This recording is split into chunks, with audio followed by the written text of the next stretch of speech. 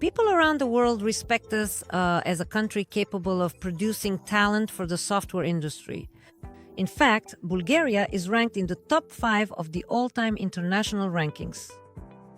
No one believed we would be able to gather sponsors, but back then, when we needed 200,000 leva, we actually raised 300,000 leva. And pay attention, we raised that money solely from Bulgarian companies. That means Microsoft and all those big international companies that boast about their large resources were not involved at all. No, we collected that money only from Bulgarian businesses. And for me, that was perhaps the best part, even if we hadn't managed to raise that amount. The fact that Bulgarian businesses supported us back then in this crazy endeavor was truly inspiring. And that's exactly why I strongly hope that this time we'll succeed as well. Hello. I am very pleased to introduce my favorite teacher and also my very first computer science teacher, Biserka Yovcheva. Hello, Bais. Hello. Glad you're here. Me too. Since during our preliminary conversation, I asked you about your titles, and there are so many that I just can't remember them all. Could you actually share what your achievements are so the viewers know? Yes, with pleasure. One of my most important achievements as the pinnacle of my many years of work at Shumen University, I am an honorary professor at Shumen University. I am an honorary citizen of Shumen, and I hold a doctorate in the methodology of teaching informatics. Thank you.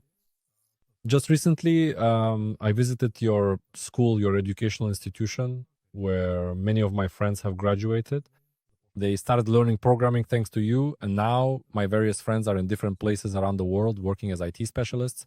I am actually very grateful that I started out at your school, but I'll invite you separately to talk more about it. Back then, you told me that you were soon organizing an event, which actually started thanks to you.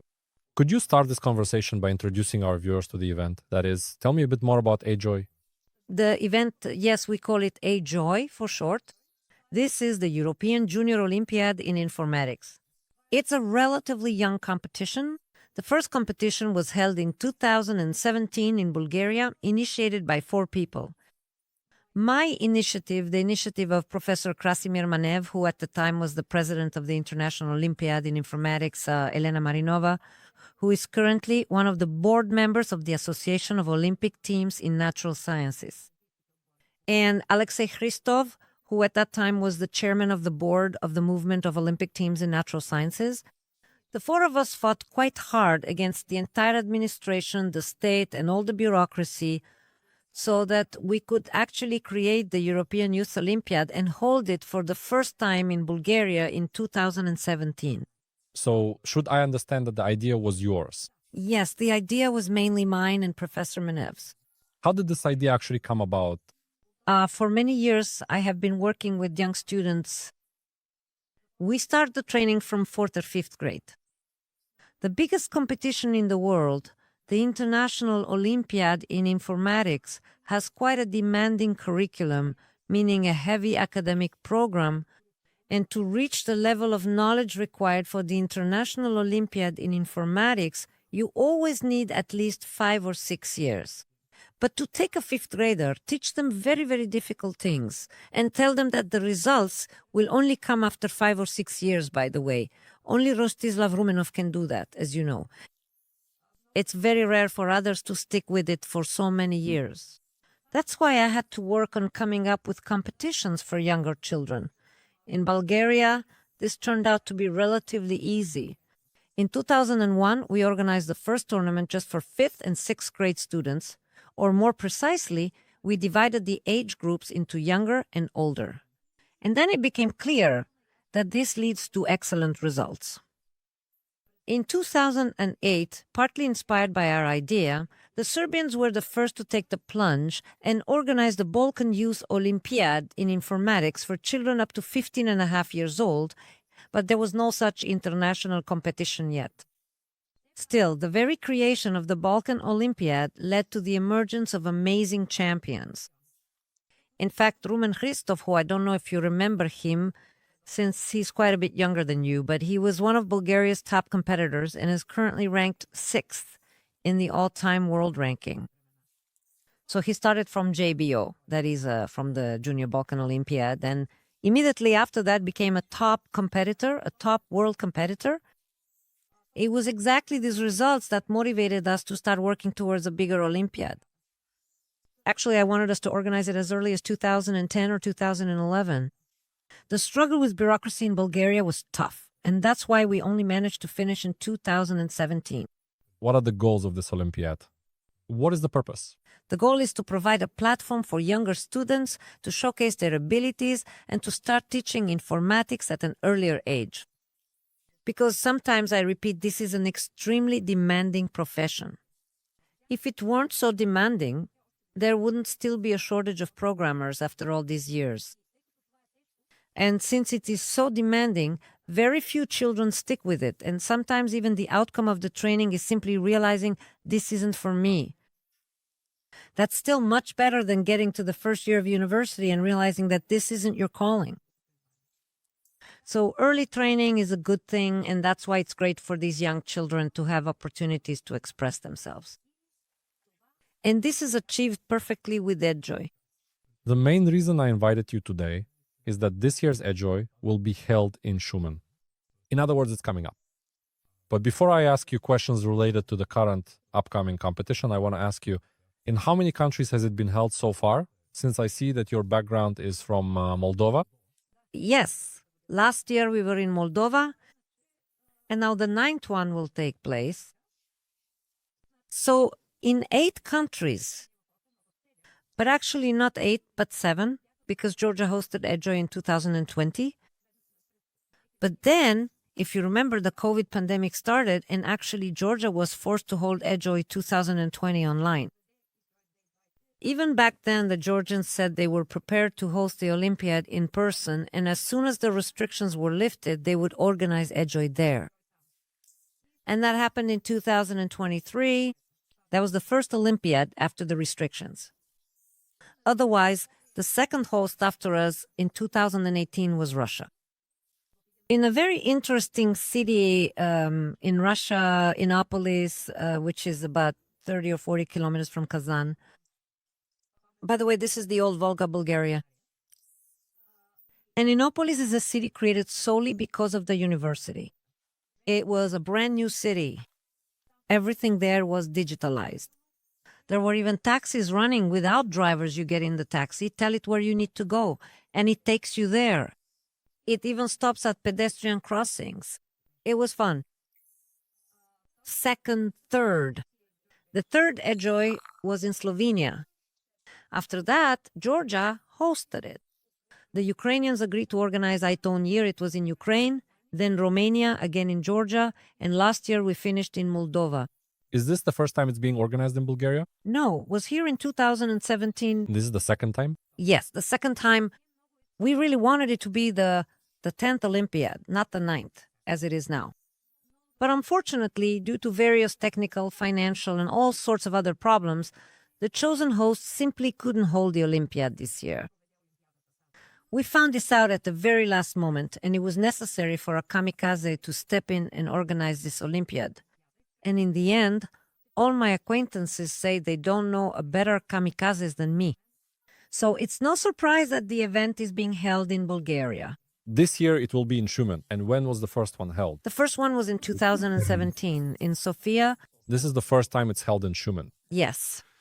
All right. Well, we in Shumen have quite a lot of experience in holding international competitions, because here we hold the only international competition in the world, which is for both age groups and for the senior group. That is the senior age group, and for the junior group, which includes eJOI.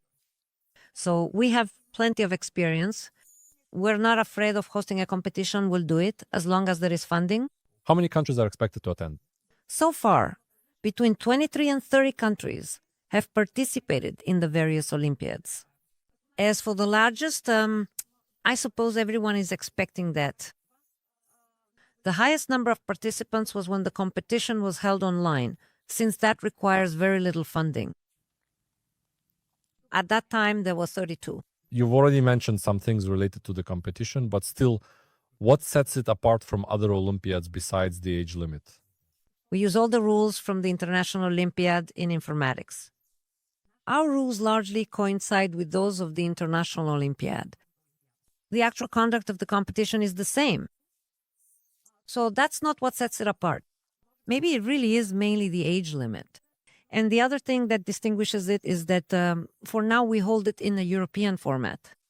The international community to whom we propose that it be eJOI, that is the International Olympiad in Informatics, did not accept the idea at that time, but more and more, after the competition started, we are receiving more and more inquiries asking whether we might want to make it eJOI. And I am very tempted for us to get to that point. Although such a competition would involve not 25 or 30 countries, but 70 or 80. And then it will be very difficult to find a host, because the rules of this competition require the host to cover all the expenses of their guests during the event, that is, accommodation, meals, excursions, entertainment, all of that is covered by the host. And it's much easier to welcome 25 or 30 countries than 70 or 80. They come in teams. How big is a team? A team consists of 4 people from each country, plus 2 leaders. So for 30 from 30 countries as we expect now, that's 180 people. If we expand the format, it could reach 500 or more. Yes, that's enough. There have been up to 380 participants at the eJOI, the International Olympiad in Informatics. I see earlier you said if there is money. What does if there is money mean? Well, I already mentioned we have to cover all the expenses. Of course, I am very grateful to Minister Krasimir Valchev and the Ministry of Education, who will allocate a significant amount, but still the competition's budget is 4 times larger. And now, from this point on, we will be raising this budget from sponsors. We hope when we organized eJOI back in 2017, no one believed that we would be able to gather sponsors, but at that time when we needed 200,000 leva, we actually raised 300,000 leva. And pay attention, we raised that amount solely from Bulgarian companies. That means Microsoft and all those big international companies that boast about their large budgets did not participate at all. No, we raised that money solely from Bulgarian businesses. And for me, that was perhaps the best part, even if we hadn't managed to collect that amount. The fact that Bulgarian businesses supported us back then in this crazy endeavor was truly inspiring. And that's exactly why I strongly hope that this time we'll succeed as well.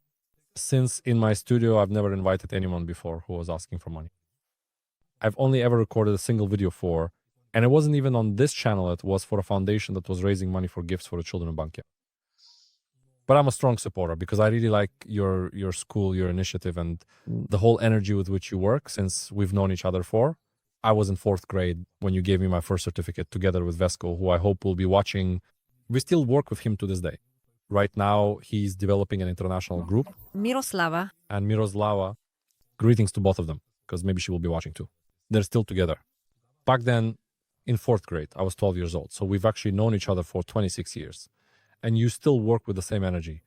Almost every year, I try to come to the school when there's a birthday. So I really like this initiative. And since I believe that this channel is watched by plenty of people who are involved in business after all, our podcast is specifically about business. I want to ask you what people from the business world can do to support this initiative. And it's very important that you tell me what they get in return. Since I know that usually these competitions have sponsorship packages and sponsors receive certain benefits, can you tell us more about that? Yes, actually, there's no need for me to go into detail about the sponsorship packages. We've prepared them in a thoroughly professional manner. At the very least, the respective donor will receive the benefit of having their company logo featured on all banners and any presentations related to the competition itself. And depending on their level of sponsorship, their logos will appear in different places. Of course, the logos of the biggest sponsors will be everywhere, including on the t-shirts. For example, here I'm not going to reveal it too much, but in Moldova, that was their main sponsor, so the logo was on the t-shirt and everywhere else. The point is, what we offer in return for the donation is advertising. And this advertising won't be limited to Bulgaria, because when we hand out the medals, It will be against the backdrop of the main banner of the competition itself, where all the logos of all the donors will be displayed. And everyone who returns to their own country will show a photo with this medal at the moment they received it, meaning the advertising won't just be in Bulgaria, but will reach all those 25 to 30 countries that will be coming here. Earlier, you mentioned that for the very first time, you received more money than you actually needed. So what happens if you manage to raise even more money? You've thought about this? Yes. From the money we raised back then, we spent about 40,000 to fund our children's participation in various camp schools. These are the younger students, the youths who attended some of the first Olympiads, and right now we have about 60,000 left, which we plan to use for eJOI. In other words, we've saved them for the 9th one.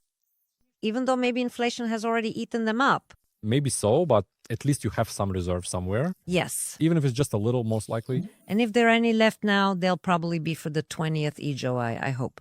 I'll digress a bit from the topic, but this is really interesting to me. I know the viewers aren't fully familiar, but what is the place of Bulgarian computer scientists in the world? I'm talking about those same competitors who go to these competitions. Where do they stand? You mentioned 6th place a moment ago. I'll rephrase your question a bit. A few days ago, a friend and colleague actually asked me, right in front of an audience, what do you think, now that ChatGPT and other artificial intelligence are starting to generate a significant number of programs, what will happen to programmers? To which my answer was, once artificial intelligence enters programming, the only people who will still have jobs are my students. In other words, the people whom I and my colleagues in this field are preparing for the profession. We are not just training programmers, we are training people who know how to think. And these are probably about 10% of programmers worldwide who work everywhere. Just from your group, Bai Radushev is in Seattle. He works at Microsoft's headquarters there. Misha Kovachov is a top programmer, and Rostislav is in Zurich at Google. We have people everywhere. So, yeah. But I mentioned the names of people from your group so you would remember them. Yes, I remember many more as well. I can't say right now, since I don't know how confidential it is where Miroslava is currently working. Vesko is working on a huge system that has clients all over the world. He started the system 5 years ago, together with a few colleagues. In just 5 years, it's already international. On the level of huge companies, major corporations use it and integrate it into their factories. It was quite an interesting startup that grew into a solid organization. I just don't know what is confidential and what isn't. That's why I can't really say, but... Denitsa is also a manager at a large company. We won't say what it's about. So the Olympiads aren't actually that important. What's really important is where people end up working afterwards. Olympiads matter to the extent that they give you motivation to prepare. And if you just decide to prepare to become a programmer, you might think you're ready as soon as you learn the very first steps in programming. But when you're preparing for an Olympiad, you end up learning such advanced algorithms that in the future, as I said, maybe only 10% of people are able to write them. And that's exactly why figuring out what will be useful to you, figuring out how to interpret it, that's something artificial intelligence will find very difficult to do in the future. Artificial intelligence won't be able to do that anytime soon. That will be done by people who have trained for years and have put in tremendous effort to prepare themselves. Exactly the kind of people we're talking about. When you mention artificial intelligence, I can't help but add something. In fact, it doesn't work without natural. That's true. So if someone decides to program with Anthropic AI, but doesn't actually understand programming, they might manage to generate a page, but the moment they need something even slightly different, everything falls apart. So we can't work like that. I've said this many times. It can't make money for you on its own, it can't program for you on its own, and it can't do any kind of work by itself because in the end, someone has to review whether it will. If it's going to draft a contract, you need to be a lawyer. If it's going to prescribe some kind of treatment, you need to be a doctor to be able to tell when it's providing reliable information. In other words, it can assist the doctor by giving them an idea for diagnosis. However, if the doctor isn't there, if that expertise is missing, there's no way to be sure that things are as they should be. And with programmers, personally, I still don't know a colleague who likes it, uses it, and is effective with it. I don't know any. I have colleagues who use it to check or debug, who generate certain things with it. But in the end, they use it like this. They take the code, insert the code, and review everything. It can generate that code, which is tedious to write, the kind that doesn't require much thought. There is, but there's still a lot of writing involved. Well, this can generate that. Its level is still that of a junior. That's the plain truth. Even lower. They can't reach someone with more than 4 or 5 years of experience. Yes. They can't. All right, let's get back to the topic now. And what are the criteria for a young competitor to participate in? Each country determines its team according to its own criteria. Every country has the right to send one team to the International Olympiad. Only the host country has the right to send more than one team. And in this regard, this year in Bulgaria, we will have 2 teams. This is something we can afford as the host city, since we have enough well-prepared people, and we will also have a host team. But despite all this, the selection of these teams happens after a very rigorous selection process. The first thing, for example, in Bulgaria is that this happens in several stages. The first major competition where the youth team is selected is the National Olympiad in Informatics at the end of March. The next major competition is the one held in Shumen every year. This is the International Tournament for Advanced Students in Informatics, the so-called YATI. And after these 2 major competitions, each lasting 2 days, the final group of 12 is determined. 12 people are selected, from whom the final 4 must later be chosen. This is done through 3, 4, or even 5 more selection contests. Only after that is the team of 4 determined, who will represent the country. As far as I know, most of the countries with traditions in this field, those whose competitors place at the top, have a similar selection process. So not just anyone can participate. You have to go through a series of competitions, selection filters, and be chosen from among many as the most suitable. Exactly. So here we'll have the best of the best programmers from all these 30 countries. Exactly. Well, that's wonderful. So what does a competition day look like? Well, the competition is so interesting that no 2 days, it's rare for 2 days to be alike. The only days that are similar are the 2 competition days, which are usually on the 3rd day after arrival. After that, there's a day for an excursion and getting to know Bulgaria. Then comes the 2nd competition day. And then on the day before the award ceremony, we have another excursion. But this one has to be shorter. That's why during this excursion, we will introduce our guests to Shumen and the region. After all, this is where Bulgaria begins.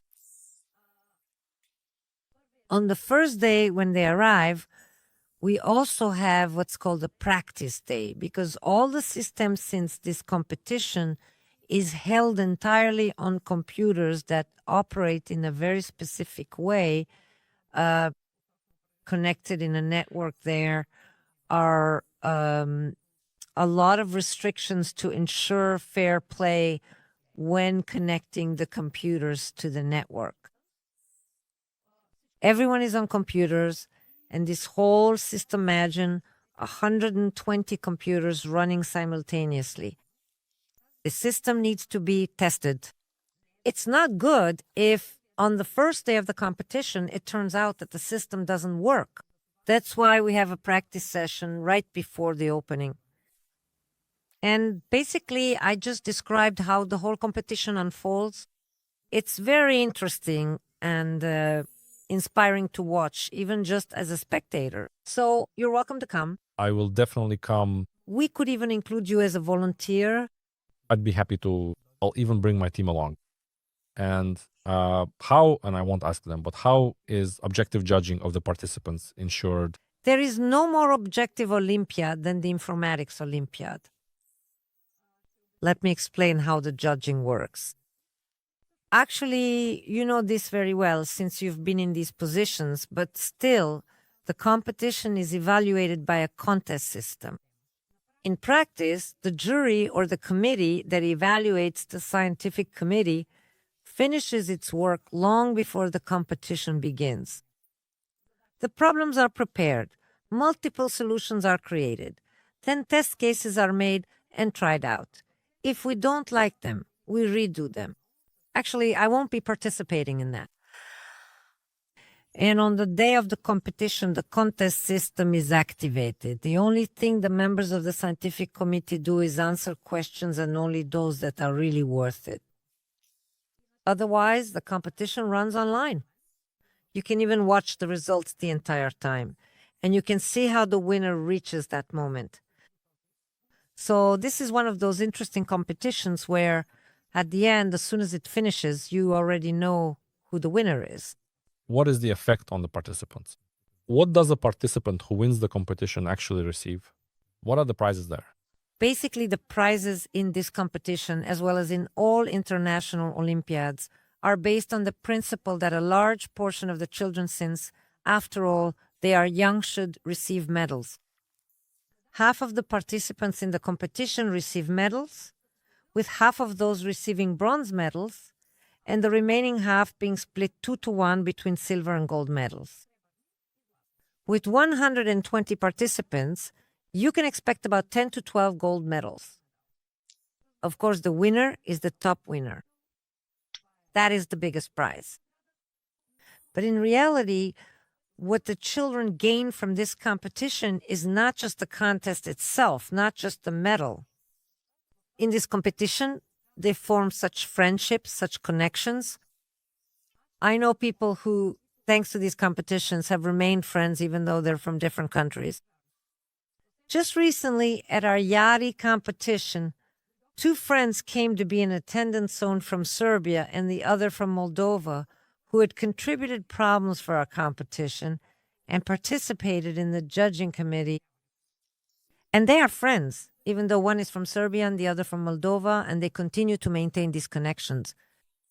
So at this competition, wonderful friendships are formed, great impressions are left, and the children become even more motivated to learn and prepare. I remember that at least 25 years ago, it was like that. At the more serious competitions, there was a full scholarship to some university. Are there still such types of awards nowadays? Currently in Bulgaria, according to the law on Carino, it's actually according to the regulation for the care of gifted children. In this regulation, it is specified that every child who wins a medal at such an international Olympiad receives a 1-year scholarship, and the amount used to be half of the minimum monthly wage. Unfortunately, at the moment, there is no such thing. Currently, the amount of this scholarship, the annual amount, is 1,800 leva. That is still not a small amount. Although, I would advise our politicians to reconsider the previous amount of the scholarship. It would be beneficial for the children. Since the competition has been around for quite some time, what achievements have the participants who have taken part in this competition accomplished over the years? You could tell us about a particularly interesting case. I can tell you about the first winner. The first winner in 2017 was Nicholas Berkatse from Georgia. The following year, he participated in the International Olympiad in Informatics, that is, the Olympiad for the senior age group, and he placed 4th. In other words, the entire constellation from the Junior Olympiad suddenly moved up to the senior one and caused a sensation.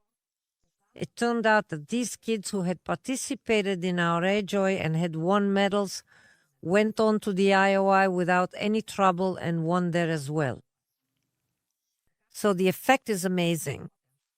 A lot of people quickly noticed it, and that's exactly why now everyone is talking about eJOI, which, as you may know, stands for the International Junior Olympiad in Informatics.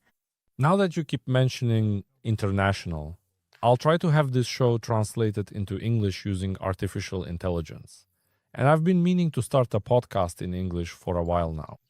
I'll release it to see if it might be interesting for people from other countries who have participated. If you don't mind, I'd like to release it in English. International Olympiad in Informatics, eJOI. If you write it down, it's a palindrome in every direction. No matter how you look at it, it has perfect symmetry. So eJOI, whichever way you look at it, it's still symmetrical. It's very interesting. This is the largest international informatics competition in the world. And guess when and by whom it was created? Go on. 1989 in Bulgaria. So it's Bulgarian again. Yes. And what does it mean for Bulgaria then that this competition which you create is currently being held in Bulgaria? In general, what do these competitions mean for Bulgaria, for our country? It means quite a significant amount of prestige and recognition within the international community. People around the world highly respect us as a well-known country capable of consistently producing outstanding talent for the software industry. And actually, Bulgaria is ranked in the top 5 of all-time international rankings. You know that this is happening, but let me share it with the viewers. When I say that I studied in Shumen to someone who isn't familiar with informatics, they usually ask what I was doing in that city and how I could have studied there. And what does it matter that you became a software engineer in Shumen? When I say it to someone who has been involved in programming, especially if they've studied in bigger cities, let's say in Sofia, actually they know where we've studied and what goes on there. Maybe you can talk a bit more about this topic. Is it actually true that people who study in our small town and graduate, let's say, from school A in Buich, compared to the hundreds, maybe thousands of schools in Bulgaria in this field, and university, yes, they're actually well prepared? I remember how it used to be back in the day, but maybe you can tell me how things are now, because back then it was clear that when we went to competitions, we were either ahead of Sofia or just behind Sofia. In other words, there really weren't many other possibilities. That's my memory from childhood. Is it still like that now? We do maintain that, but let's leave this conversation for next time, since right now our focus is on eJOI. I'll tell you all about it in detail. What's happening now? Because it's interesting. We have a lot of interesting stories about how some people started working here, but let's save that for next time. And how can the eJOI edition be improved, aside from funding, of course, which I'll invite the viewers to contribute to a bit later?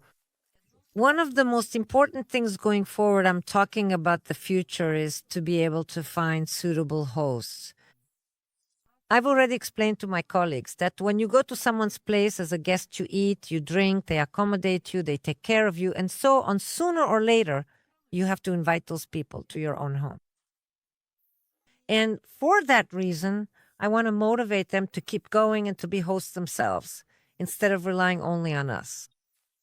But this year, it really became even more necessary, since right now I am the president of eJOI, and to some extent, I feel it's my responsibility to provide the host.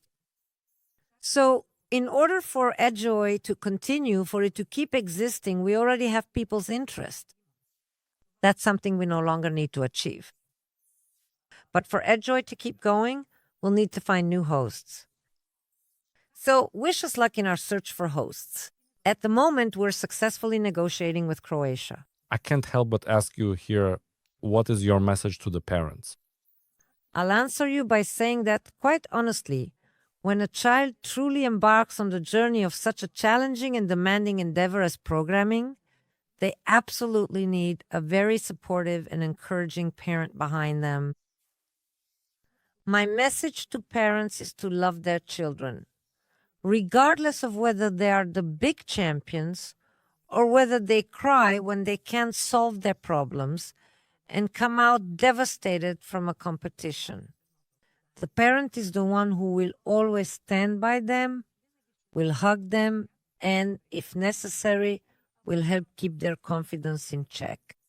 If necessary, they will give them the strength to keep moving forward. A parent always gives their all for their child's future. It's even better if they manage to recognize where it would be best to give everything for their child's future. But I hope that they will succeed.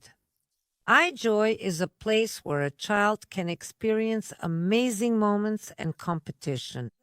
It is perhaps one of the last important things that are experienced at this competition. I won't hide that I came to ask you about the non-governmental organizations. And that's when you told me about eJOI, that you have a non-governmental organization. Is that where the money is collected for? Yes.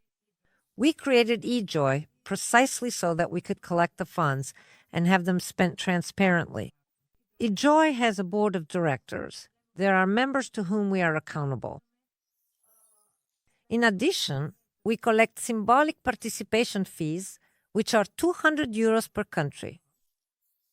By the way, we are saving them precisely for moments like this year, when one of the organizers might need help, and then all these participation fees will be allocated either to various activities related to organizing eJOI that are necessary. And how can people get involved? Let me ask you again. People can get involved by making donations to the eJOI account.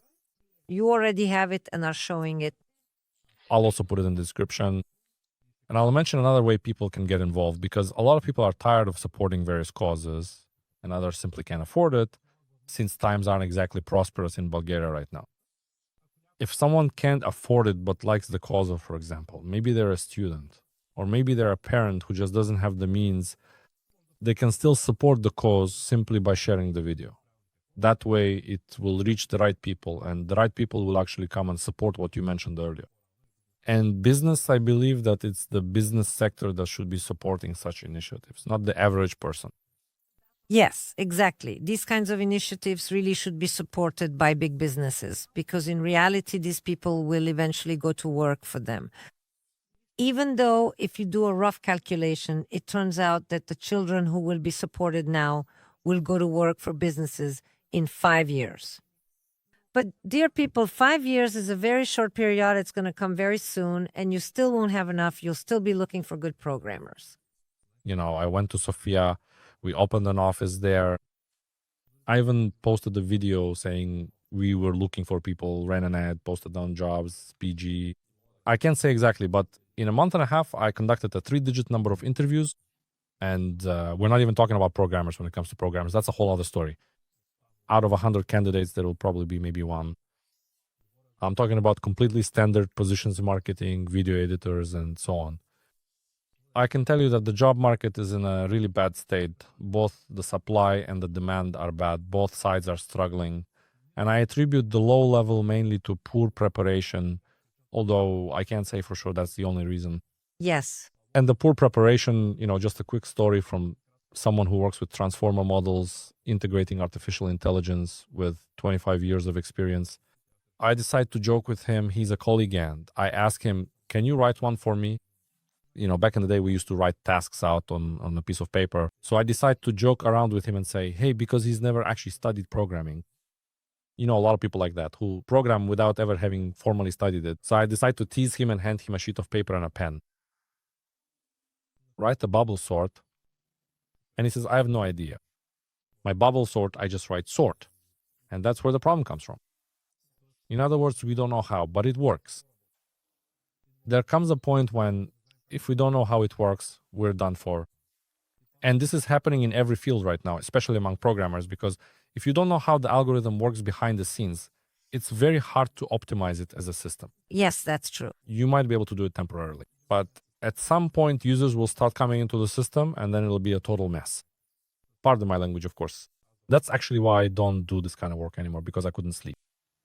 Only those who've done it know what it means to be unable to sleep. You really have to have that thing with algorithms inside you. Yes, that's true. Thank you very much for taking part. I honestly have no idea what else I could ask you. I hope this will support the competition and be helpful. As I already told you, at the very least, I'll support it by promoting the podcast, and I'll send it out to the 27,000 people who follow me by email. I'll invite the whole team as well. All I want from you is to provide one t-shirt each, just like this nice t-shirt. After all, we already have a website. So on the site, it's explained very clearly and precisely how people can support us. We'll put it as the first link in the description. We'll write the website right here on the screen. And people can support us by sharing it as well, because it's important for the video to find its audience. Well, thank you very much for being our guest. I also thank you very much for the help you've given me and for not forgetting which frogs you've croaked with in which pond.